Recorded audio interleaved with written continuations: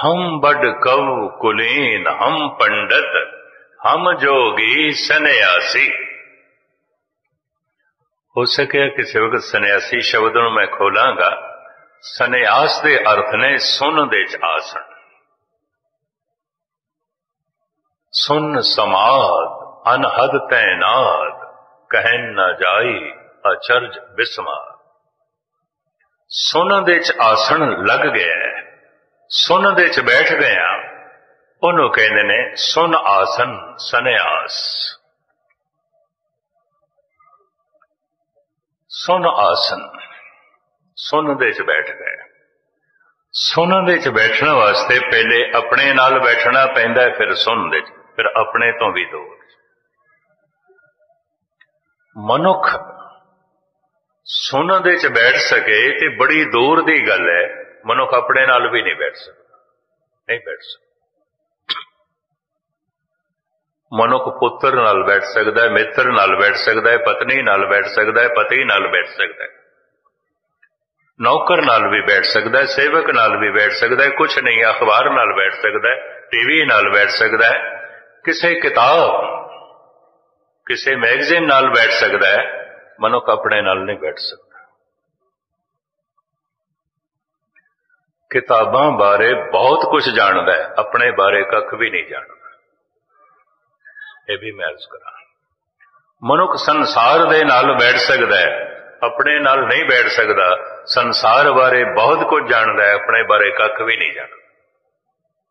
ਮਨੁੱਖ ਪਤਨੀ ਨਾਲ ਬੈਠ ਸਕਦਾ ਹੈ, ਆਪਣੇ ਨਾਲ ਨਹੀਂ ਬੈਠ ਸਕਦਾ। ਪਤਨੀ ਬਾਰੇ ਬਹੁਤ ਕੁਝ ਜਾਣਦਾ ਹੈ, ਉਹਦੀਆਂ ਕਮਜ਼ੋਰੀਆਂ ਨੂੰ, ਉਹਦੀ ਮਜਬੂਰੀਆਂ ਨੂੰ, ਉਹਦੇ ਗੁਣਾਂ ਨੂੰ, ਉਹਦੇ ਔਗੁਣਾਂ ਨੂੰ, ਉਹਦੇ ਸੁਭਾਅ ਨੂੰ ਬਹੁਤ ਕੁਝ ਜਾਣਦਾ ਹੈ। ਆਪਣੇ ਬਾਰੇ ਕੁਝ ਵੀ ਨਹੀਂ ਜਾਣਦਾ, ਕੁਝ ਵੀ ਨਹੀਂ। ਇੱਕ ਪਤਨੀ ਵੀ ਪਤੀ ਨਾਲ ਬੈਠ ਸਕਦੀ ਹੈ, ਆਪਣੇ ਨਾਲ ਨਹੀਂ। ਇਸ ਵਾਸਤੇ ਉਸ ਨੂੰ ਵੀ ਪਤੀ ਦੀਆਂ ਕਮਜ਼ੋਰੀਆਂ, ਮਜਬੂਰੀਆਂ, ਗੁਣਾਂ, ਔਗੁਣਾਂ ਦਾ ਸਭ ਕੁਝ ਪਤਾ ਹੈ, ਸਭ ਕੁਝ ਪਤਾ ਹੈ ਜੋ ਉਹਦੇ ਕੋਲ ਬੈਠਦੀ ਹੈ, ਉਹਦੇ ਨੇੜੇ ਹੈ। ਜਿਤਨੀ ਪਤੀ ਦੇ ਨੇੜੇ ਹੈ, ਗੁਸਤਾਖੀ ਮਾਫ, ਉਤਨਾ ਹੀ ਆਪਣੇ ਆਪ ਤੋਂ ਦੂਰ ਹੈ। ਕੋਈ ਜਿਤਨਾ ਪਤਨੀ ਦੇ ਨੇੜੇ ਹੈ, ਉਤਨਾ ਹੀ ਆਪਣੇ ਤੋਂ ਦੂਰ ਹੈ। ਜੋ ਜਿਤਨਾ ਪਰਿਵਾਰ ਦੇ ਨੇੜੇ ਹੈ, ਉਤਨਾ ਹੀ ਆਪਣੇ ਤੋਂ ਦੂਰ ਹੈ। ਪਰਿਵਾਰ ਬਾਰੇ ਬਹੁਤ ਕੁਝ ਜਾਣਦਾ ਹੈ, ਆਪਣੇ ਬਾਰੇ ਕੁਝ ਵੀ ਨਹੀਂ ਜਾਣਦਾ। ਪਦਾਰਥਾਂ ਦੇ ਮਨੁੱਖ ਜਿਤਨਾ ਨੇੜੇ ਹੈ, ਆਪਣੇ ਨੇੜੇ ਨਹੀਂ ਹੈ। ਪਦਾਰਥ ਦੇ ਰਾਜ਼ ਬਾਰੇ, ਪਦਾਰਥ ਦੇ ਗਿਆਨ ਬਾਰੇ ਬਹੁਤ ਕੁਝ ਜਾਣਦਾ ਹੈ, ਪਦਾਰਥ ਦੇ ਸੁਭਾਅ ਬਾਰੇ ਬਹੁਤ ਕੁਝ ਜਾਣਦਾ ਹੈ। ਕਹਿੰਦੇ ਨੇ ਪ੍ਰਮਾਤਮਾ ਦੇ ਸੁਭਾਅ ਨੂੰ ਸਮਝਣ ਤੋਂ ਪਹਿਲੇ ਆਪਣਾ ਸੁਭਾਅ ਸਮਝਣਾ ਪੈਂਦਾ। ਅਪਤਨ ਕਾ ਜੋ ਕਰੇ ਵਿਚਾਰ, ਤਿਨ ਜਮ ਕੰਕਰ ਨਹੀਂ ਕਰੇ ਖੁਆਰ। ਜੋ ਪਹਿਲੇ ਆਪਣੀ ਵਿਚਾਰ ਕਰੇ, ਮੈਂ ਕੀ ਹਾਂ। ਤੂੰ ਛੱਡ ਰੱਬ ਦੀ ਗੱਲ, ਪ੍ਰਮਾਤਮਾ ਦੀ, ਗੁਰੂ ਦੀ, ਪੈਗੰਬਰਾਂ ਦੀ ਗੱਲ ਛੱਡ, ਪਹਿਲੇ ਆਪਣੀ ਗੱਲ ਕਰ, ਆਪਣੇ ਆਪ ਨੂੰ ਸਮਝ। ਅਪਤਨ ਕਾ ਜੋ ਕਰੇ ਵਿਚਾਰ, ਜਿਹਨੂੰ ਆਪਣੀ ਸਮਝ ਨਹੀਂ, ਪ੍ਰਮਾਤਮਾ ਦੀ ਕੀ ਹੱਕ ਸਮਝ ਹੋਵੇਗੀ? ਕਤਈ ਨਹੀਂ ਹੋ ਸਕਦੀ। ਔਰ ਜਿਤਨਾ ਬਾਹਰਮੁਖੀ ਮਨੁੱਖ ਹੋਵੇਗਾ, ਗੁਸਤਾਖੀ ਮਾਫ, ਉਹਨੂੰ ਗੁਰਬਾਣੀ ਕਹਿੰਦੀ ਉਤਨੀ ਮੋਟੀ ਅਕਲ ਦਾ ਹੋਵੇਗਾ। ਭਾਵੇਂ ਕਿਤਨਾ ਵਿਦਵਾਨ ਕਿਉਂ ਨਾ ਹੋਵੇ, ਉਤਨੀ ਅਕਲ ਉਸਦੀ ਮੋਟੀ ਹੋਵੇਗੀ। ਔਰ ਜਿਤਨੀ ਅਕਲ ਉਸਦੀ ਮੋਟੀ ਹੋਵੇਗੀ, ਪਰਮਾਤਮਾ ਨੂੰ ਸਮਝਣ ਦੇ ਚ ਉਤਨਾ ਹੀ ਅਸਮਰਥ ਹੋ ਜਾਏਗਾ। ਇਸ ਵਾਸਤੇ ਬੜੇ ਬੜੇ ਸੰਸਾਰੀ ਗਿਆਨੀ, ਵਿਗਿਆਨੀ ਜੋ ਸੰਸਾਰ ਦਾ ਬਹੁਤ ਵੱਡਾ ਬੋਧ ਰੱਖਦੇ ਨੇ, ਨਿਰੰਕਾਰ ਬਾਰੇ ਕੱਖ ਵੀ ਨਹੀਂ ਜਾਣਦੇ, ਭੁੱਖੀ ਨਹੀਂ ਜਾਣਦੇ, ਬਹੁਤ ਬਾਹਰਮੁਖੀ ਨੇ। ਤੋ ਈਸਾ ਕਹਿੰਦੇ ਨੇ, ਅਗਰ ਮੈਨੂੰ ਕੋਈ ਇਹ ਆਖੇ ਕਿ ਉੱਠ, ਸੂਈ ਦੇ ਨੱਕੇ ਦੇ ਚੋਂ ਲੰਘ ਗਿਆ,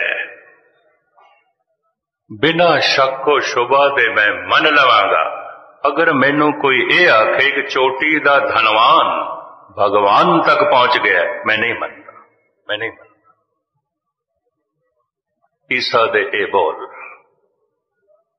ਹੈਰਾਨਗੀ ਹੋਈ। ਕਿਉਂ? ਧਨਵਾਨ ਬਾਹਰਮੁਖੀ ਆਉਂਦਾ ਹੈ, ਉਹਦੀ ਮਨੋਬਿਰਤੀ, ਉਹਦੀ ਦਿਮਾਗੀ ਸ਼ਕਤੀ, ਉਹਦੀ ਸਰੀਰਕ ਸ਼ਕਤੀ ਸਭ ਬਾਹਰ ਉਲਝੀ ਹੋਈ ਹੁੰਦੀ, ਉਹ ਅੰਤਰਮੁਖੀ ਹੁੰਦਾ ਹੀ ਨਹੀਂ। ਤੇ ਅੰਤਰਮੁਖੀ ਹੋਏ ਬਿਨਾ ਧਾਰਮਿਕ ਹੋਣਾ ਔਖਾ ਹੈ। ਅੰਤਰਮੁਖੀ ਹੋਏ ਬਿਨਾ ਪ੍ਰਮਾਤਮਾ ਦੇ ਨੇੜੇ ਜਾਣਾ ਔਖਾ ਹੈ, ਕਿਉਂਕਿ ਪ੍ਰਮਾਤਮਾ ਨੂੰ ਕਿੱਥੋਂ ਲੱਭਾਂਗੇ? ਸਾਗਰ ਦੇ ਚੋਂ, ਜ਼ਮੀਨ ਦੇ ਚੋਂ, ਆਸਮਾਨ ਦੇ ਚੋਂ, ਸੂਰਜ ਚੰਦ ਤਾਰਿਆਂ ਦੇ ਚੋਂ ਨਹੀਂ, ਆਪਣੇ ਵਿੱਚੋਂ। ਨੌ ਨਿਧ ਅੰਮ੍ਰਿਤ ਪ੍ਰਭ ਕਾ ਨਾਮ ਦੇਹੀ ਮੈਂ ਸਕਾ ਵਿਸਰਾਮ। ਜੋ ਆਪਣੇ ਨੇੜੇ ਨੇ ਤੇ ਆਪਣੇ ਵਿੱਚ ਪ੍ਰਵੇਸ਼ ਹੀ ਨਹੀਂ ਕੀਤਾ, ਇਹ ਕਿਸ ਤਰ੍ਹਾਂ ਧਾਰਮਿਕ ਹੋਵੇਗਾ? ਜਿਹੜਾ ਮਨੁੱਖ ਗੁਸਤਾਖੀ, ਮੈਂ ਬਾਰ-ਬਾਰ ਮਾਫੀ ਮੰਗ ਲਵਾਂ, ਮਹਾਂਪੁਰਖਾਂ ਦੇ ਬੋਲ ਨੇ ਤੁਹਾਡੇ ਸਾਹਮਣੇ ਰੱਖ ਰਹੇ ਹਾਂ। ਜਿਹੜਾ ਮਨੁੱਖ ਜਿਤਨਾ ਬਾਹਰਮੁਖੀ ਹੋਵੇਗਾ ਉਤਨਾ ਹੀ ਅਧਾਰਮਿਕ ਹੋਵੇਗਾ, ਉਤਨਾ ਹੀ ਅਧਾਰਮਿਕ ਹੋਵੇਗਾ, ਉਤਨਾ ਹੀ ਸੰਸਾਰੀ ਹੋਵੇਗਾ, ਜਾਂ ਨਾਲ ਕਹਿ ਦੋ ਉਤਨਾ ਹੀ ਹੰਕਾਰੀ ਹੋਵੇਗਾ। ਜਿਹੜਾ ਮਨੁੱਖ ਆਪਣੇ ਨੇੜੇ ਹੋਵੇਗਾ ਉਤਨਾ ਹੀ ਉਹ ਪਰਮਾਤਮਾ ਦੇ ਨੇੜੇ ਹੋਵੇਗਾ। ਜਿਹੜਾ ਮਨੁੱਖ ਆਪਣੇ ਅੰਦਰ ਪ੍ਰਵੇਸ਼ ਕਰ ਗਿਆ ਉਹਨੇ ਤੇ ਪਰਮਾਤਮਾ ਦਾ ਦੁਆਰ ਖਟਖਟਾ ਦਿੱਤਾ ਹੈ। ਧਰਮਾ ਦੇਠਾਂ ਡੇ ਦਰਬਾਰ ਤੁਝ ਬਿਨ ਸੁਰਤ ਕਰੇ ਕੋ ਮੇਰੀ ਦਰਸ਼ਨ ਦੀਜੇ ਖੋਲ ਕੇ ਵਾੜ। हे ਪ੍ਰਭੂ ਆਪਣਾ ਦਰਵਾਜ਼ਾ ਖੋਲ। ਇਹਦਾ ਮਤਲਬ ਕਬੀਰ ਕਹਿ ਰਹੇ ਮੈਂ ਅੰਤਰਮੁਖੀ ਹੋ ਗਿਆ, ਸਾਰੋਂ ਪਾਸੇ ਸਿਮਟ ਕੇ ਮੈਂ ਆਪਣੇ ਅੰਦਰ ਆ ਗਿਆ। ਹੁਣ ਇਹ ਦਰਵਾਜ਼ਾ ਮੈਂ ਨਹੀਂ ਖੋਲ ਸਕਦਾ, ਮੈਂ ਤੇਰੇ ਦਰ ਤੱਕ ਤੇ ਪਹੁੰਚ ਸਕਦਾ, ਤੇਰਾ ਦਰ ਖੋਲ ਨਹੀਂ ਸਕਦਾ। ਇਹ ਦਰ ਤੂੰ ਆਪ ਖੋਲ। ਧਰਮਾਂ ਦੇ ਠਾਂਡੇ ਦਰਬਾਰ, ਧਰਮਾਂ ਦੇ ਮੈਂ ਤੇਰੇ ਦਰ ਤੇ ਖੜਾ ਆ ਗਿਆ, ਤੇਰੇ ਦਰ। ਬੜੀ ਵੱਡੀ ਗੱਲ ਹੈ। ਤੋ ਕਿਸ ਤਰ੍ਹਾਂ ਮੰਨ ਲਈਏ ਕਬੀਰ ਤੂੰ ਪਹੁੰਚ ਗਿਆ ਪ੍ਰਮਾਤਮਾ ਦੇ ਦਰ ਤੇ? ਕਿਸੇ ਮੰਦਿਰ ਦੇ ਚ ਪਹੁੰਚ ਗਿਆ, ਮਸਜਿਦ ਦੇ ਚ ਪਹੁੰਚ ਗਿਆ, ਗੁਰਦੁਆਰੇ ਪਹੁੰਚ ਗਿਆ, ਗੁਰਦੁਆਰੇ ਦੇ ਬੂਹੇ ਤੇ ਪਹੁੰਚ ਗਿਆ, ਕਿਸੇ ਮੰਦਿਰ ਦੇ ਦਰਵਾਜ਼ੇ ਤੇ ਪਹੁੰਚ ਗਿਆ, ਕਿਸੇ ਮਸਜਿਦ ਦੇ, ਕਿਸੇ ਚਰਚ ਦੇ ਦਰਵਾਜ਼ੇ ਦੇ ਨਹੀਂ, ਆਪਣੇ ਜੀਵਨ ਦੇ ਦੁਆਰ ਤੇ ਪਹੁੰਚ ਗਏ, ਅੰਤਰਮੁਖੀ। ਹੋ ਸਕੇ ਕਿਸੇ ਵਕਤ ਮੈਂ ਖੋਲਾਂਗਾ, ਮਹਾਰਾਜ ਨੇ ਦਰ ਦੀ ਵਿਆਖਿਆ ਵੀ ਕੀਤੀ ਹੈ।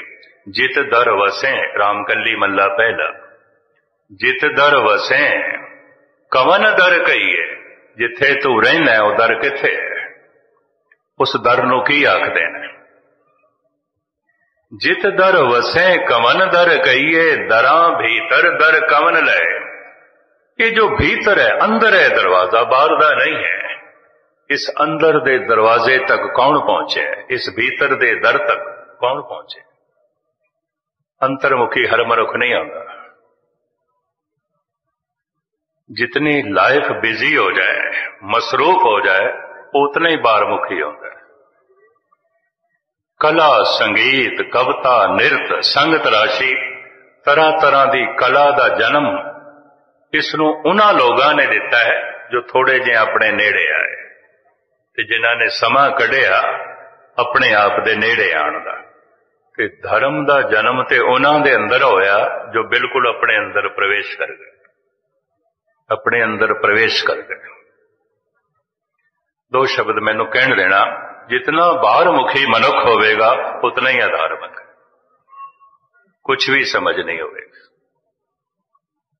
ਆਪਣੇ ਨੇੜੇ ਆ ਕੇ ਕੁਝ ਪਰਮਾਤਮਾ ਦੀ ਮਹਿਕ ਦਾ ਪਤਾ ਚੱਲਦਾ ਹੈ। ਆਪਣੇ ਨੇੜੇ ਆ ਕੇ ਕੁਝ ਪਰਮਾਤਮਾ ਦੇ ਨੂਰ ਦਾ ਪਤਾ ਚੱਲਦਾ ਹੈ। ਆਪਣੇ ਨੇੜੇ ਆ ਕੇ ਕੋਈ ਪਰਮਾਤਮਾ ਦੇ ਗੀਤ ਨਾਦ ਦਾ ਪਤਾ ਚੱਲਦਾ ਹੈ। ਆਪਣੇ ਨੇੜੇ ਆ ਕੇ ਕੁਝ ਪਰਮਾਤਮਾ ਦੇ ਰਸ ਦਾ ਪਤਾ ਚੱਲਦਾ ਹੈ। ਕੋਈ ਰਸ ਹੈ, ਕੋਈ ਨਾਦ ਹੈ, ਕੋਈ ਰੂਪ ਹੈ, ਕੋਈ ਰੰਗ ਹੈ। ਐਸਾ ਰੰਗ ਜੋ ਆਕਾਰ ਨਹੀਂ ਰੱਖਦਾ ਫਿਰ ਵੀ ਰੰਗ ਹੈ। ਐਸਾ ਰੂਪ ਜੋ ਆਕਾਰ ਨਹੀਂ ਰੱਖਦਾ ਫਿਰ ਵੀ ਅਨੂਪਮ ਹੈ। ਆਰੂਪ ਹੈ, ਅਨੂਪ ਹੈ। ਕਲਗੀਧਰ ਪਾਤਸ਼ਾਹ, ਕੋਈ ਰੂਪ ਨਹੀਂ ਤੇਰਾ ਫਿਰ ਵੀ ਤੂੰ ਬਹੁਤ ਸੁੰਦਰ ਹੈ, ਬਹੁਤ ਸੁੰਦਰ ਹੈ। ਤੇ ਪਹੇਲੀ ਹੋ ਗਈ, ਜਦ ਆਕਾਰ ਹੀ ਨਹੀਂ ਹੈ तो तू सुंदर है, बहुत सुंदर है, बहुत सुंदर है। अरूप है, अनूप है। इस चीज का पता कदों चलता है? जब मनुख थोड़ा जिहा अपने नेड़े आंदा है। तो मैं फिर दोहरा देवां, ਇੱਕ ਮਨੁੱਖ ਜਿਤਨਾ ਪਦਾਰਥ ਦੇ ਨੇੜੇ ਆਪਣੇ ਨੇੜੇ ਨਹੀਂ, ਪਦਾਰਥਾਂ ਬਾਰੇ ਬਹੁਤ ਕੁਝ ਜਾਣਦਾ ਹੈ। ਇੱਕ ਵਿਗਿਆਨਕ ਬਹੁਤ ਕੁਝ ਜਾਣਦਾ ਹੈ। ਮਨੁੱਖ ਜਿਤਨਾ ਪਰਿਵਾਰ ਦੇ ਨੇੜੇ ਆਪਣੇ ਨੇੜੇ ਨਹੀਂ, ਪਰਿਵਾਰ ਬਾਰੇ ਬਹੁਤ ਕੁਝ ਜਾਣਦਾ ਹੈ, ਆਪਣੇ ਬਾਰੇ ਕੁਝ ਵੀ ਨਹੀਂ ਜਾਣਦਾ, ਕੁਝ ਵੀ ਨਹੀਂ ਜਾਣਦਾ। ਇੱਕ ਮਨੁੱਖ ਜਿਤਨਾ ਪਤਨੀ ਦੇ ਨੇੜੇ ਹੈ ਆਪਣੇ ਨੇੜੇ ਨਹੀਂ ਹੈ, ਪਤਨੀ ਬਾਰੇ ਬਹੁਤ ਕੁਝ ਜਾਣਦਾ ਹੈ, ਬਹੁਤ ਕੁਝ ਜਾਣਦਾ ਹੈ, ਆਪਣੇ ਬਾਰੇ ਕੁਝ ਵੀ ਨਹੀਂ ਜਾਣਦਾ। ਅਪ ਤਨ ਕਾਲ ਜੋ ਕਰੇ ਵਿਚਾਰ, ਤਿਸ ਜਮ ਕੰਕਰ ਨਹੀਂ ਕਰੇ ਖਵਾਰ। ਮਨੁੱਖ ਇਤਨਾ ਬਾਹਰਮੁਖੀ ਕਿਉਂ ਹੋ ਗਿਆ? ਧਾਰਮਿਕ ਮਨੋਵਿਗਿਆਨ ਕਹਿੰਦਾ ਬਾਹਰ ਜੋ ਇਹ ਪਦਾਰਥ ਦਾ ਜਗਤ ਇਹਨੂੰ ਆਪਣੇ ਅਨੁਕੂਲ ਕਰਨਾ ਹੈ, ਹਵਾ ਨੂੰ ਆਪਣੇ ਅਨੁਕੂਲ ਕਰਨਾ ਹੈ, ਪਾਣੀ ਨੂੰ ਆਪਣੇ ਅਨੁਕੂਲ ਕਰਨਾ ਹੈ, ਧਰਤੀ ਨੂੰ ਆਪਣੇ ਅਨੁਕੂਲ ਕਰਨਾ ਹੈ, ਅਗਨੀ ਨੂੰ ਆਪਣੇ ਅਨੁਕੂਲ ਕਰਨਾ ਹੈ। ਜੋ ਮੇਰੇ ਅਨੁਕੂਲ ਨਹੀਂ ਹੈ ਉਸ ਤੋਂ ਮੈਂ ਸੁੱਖ ਨਹੀਂ ਲੈ ਸਕਦਾ। ਮੈਂ ਬੰਦੇ ਨੂੰ ਆਪਣੇ ਅਨੁਕੂਲ ਕਰਨਾ ਹੈ। ਮੈਂ ਹੁਕਮ ਕੀਤਾ ਤੇ ਉਹਨੂੰ ਮੰਨਣਾ ਪਿਆ, ਮੰਨਣਾ। ਇੱਕੋ ਹੀ ਮਨੁੱਖ ਹੁਕਮ ਮੰਨਦਾ ਹੈ, ਬਾਕੀ ਨਹੀਂ, ਉਹ ਨੌਕਰ ਹੈ। ਸਾਰਾ ਦੇਸ਼ ਹੁਕਮ ਮੰਨਦਾ ਹੈ, ਹੁਕਮਰਾਨ ਹੈ, ਹੁਕਮਰਾਨ ਹੈ, ਇਹ ਰਾਜਾ ਹੈ, ਇਹ ਬਾਦਸ਼ਾਹ ਹੈ। ਅਜੇ ਮੇਰਾ ਹੁਕਮ ਸਿਰਫ ਇੱਕੋ ਹੀ ਬੰਦੇ ਤੇ ਚੱਲਦਾ ਹੈ, ਜੋ ਮੇਰਾ ਮੁਲਾਜ਼ਮ ਹੈ, ਜੋ ਮੇਰਾ ਨੌਕਰ ਹੈ। ਅੰਦਰ ਪੀੜਾ ਰਹਿੰਦੀ ਹੈ, ਇਸ ਤੇ ਮੇਰਾ ਹੁਕਮ ਚੱਲਦਾ ਹੈ, ਬਾਕੀਆਂ ਤੇ ਨਹੀਂ, ਬਾਕੀ ਨਹੀਂ ਮੰਨਦੇ। ਹੁਕਮਰਾਨੀ ਦਾ ਜਨਮ ਇੱਥੋਂ ਹੋਇਆ। ਮੈਂ ਸਿਰਫ ਪਦਾਰਥ ਨੂੰ ਹੀ ਆਪਣੇ ਅਨੁਕੂਲ ਨਹੀਂ ਕਰਨਾ, ਸਿਰਫ ਹਵਾ ਤੇ ਪਾਣੀ ਨੂੰ ਹੀ ਆਪਣੇ ਅਨੁਕੂਲ ਨਹੀਂ ਕਰਨਾ, ਮੈਂ ਮਨੁੱਖਾਂ ਨੂੰ ਵੀ ਆਪਣੇ ਅਨੁਕੂਲ ਕਰਨਾ। ਧਰਮ ਦਾ ਜਨਮ ਉਹਨਾਂ ਲੋਕਾਂ ਨੇ ਉਸ ਨੂੰ ਜਨਮ ਦਿੱਤਾ ਤੇ ਇਸ ਸਮਝ ਨੂੰ ਜਨਮ ਦਿੱਤਾ ਕਿ ਜਿਤਨੇ ਚਿਰ ਤੱਕ ਮਨੁੱਖ ਆਪਣੇ ਆਪ ਨੂੰ ਪਰਮਾਤਮਾ ਦੇ ਅਨੁਕੂਲ ਨਹੀਂ ਕਰਦਾ, ਪਰਮਾਤਮਾ ਤੋਂ ਆਨੰਦ ਨਹੀਂ ਲੈ ਸਕੇਗਾ। ਜਿਤਨੇ ਚਿਰ ਤੱਕ ਮਨੁੱਖ ਪਦਾਰਥਾਂ ਨੂੰ ਆਪਣੇ ਅਨੁਕੂਲ ਨਹੀਂ ਕਰ ਸਕਦਾ, ਪਦਾਰਥਾਂ ਤੋਂ ਸੁੱਖ ਨਹੀਂ ਲੈ ਸਕਦਾ, ਜਿੰਨੇ ਚਿਰ ਤੱਕ ਆਪਣੇ ਆਪ ਨੂੰ ਪਰਮਾਤਮਾ ਦੇ ਅਨੁਕੂਲ ਨਹੀਂ ਕਰੇਗਾ, ਆਨੰਦ ਨਹੀਂ ਲੈ ਸਕਦਾ, ਨਹੀਂ ਲੈ ਸਕਦਾ। ਮੈਂ ਦੋਵੇਂ ਪੰਕਤੀਆਂ ਆਪ ਨੂੰ ਸਰਵਨ ਕਰਾਵਾਂ ਤੇ ਸਮਾਪਤੀ। ਹਮ ਬੜ ਕਉ ਕੁਲੀਨ ਹਮ ਪੰਡਤ, ਹਮ ਜੋਗੀ ਸੰਨਿਆਸੀ, ਗਿਆਨੀ ਗੁਣੀ ਸੂਰ ਹਮ ਦਾਤੇ। ਗਿਆਨ ਤੇ ਇਸ ਵਾਸਤੇ ਸੀ ਭਗਵਾਨ ਦੇ ਨੇੜੇ ਜਾਈਏ, ਗਿਆਨ ਤੇ ਇਸ ਵਾਸਤੇ ਸੀ ਨਿਰੰਕਾਰ ਦੇ ਨੇੜੇ ਜਾਈਏ। ਗਿਆਨ ਹੰਕਾਰ ਦੇ ਨੇੜੇ ਲੈ ਕੇ ਚਲਾ ਗਿਆ। ਗੁਸਤਾਖੀ ਵਾਹ, ਜਿਤਨਾ ਵੱਡਾ ਗਿਆਨੀ ਉਤਨਾ ਵੱਡਾ ਹੰਕਾਰੀ। ਮੈਂ ਐਸਾ ਦੇਖੇ। ਹੰਕਾਰ ਨੂੰ ਟਿਕਣ ਵਾਸਤੇ ਗਿਆਨ ਚਾਹੀਦਾ। ਅਗਿਆਨ ਦੇ ਆਸਰੇ ਤੇ ਹੰਕਾਰ ਨਹੀਂ ਖੜਾ ਹੁੰਦਾ। ਦਾਨ ਦੇ ਆਸਰੇ ਤੇ ਹੰਕਾਰ ਖੜਾ ਹੁੰਦਾ, ਚੋਰੀ ਦੇ ਆਸਰੇ ਤੇ ਨਹੀਂ। ਇੱਕ ਮਨੁੱਖ ਕਹਿ ਸਕਦਾ ਮੈਂ ਮਾੜਾ ਮੋਟਾ ਦਾਨੀ ਨਹੀਂ, ਬਹੁਤ ਵੱਡਾ ਦਾਨੀ ਹਾਂ।